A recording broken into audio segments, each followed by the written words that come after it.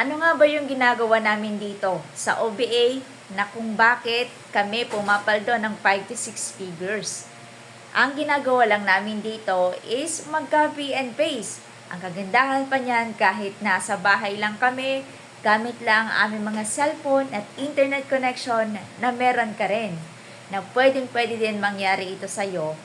Kailangan mo lang dito is dapat meron kang account ID. At para magkaroon ka nun, mag-attend ka ng free orientation online para doon mo din malalaman yung mga legalities natin dito.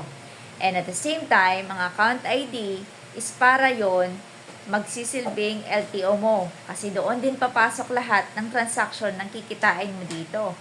LTO means license to operate the business. And kapag sinabing business, may puhunan dito, hindi ito work. At ang good news dyan, kahit sa maliit na halaga, pwede kang makapag-start dito.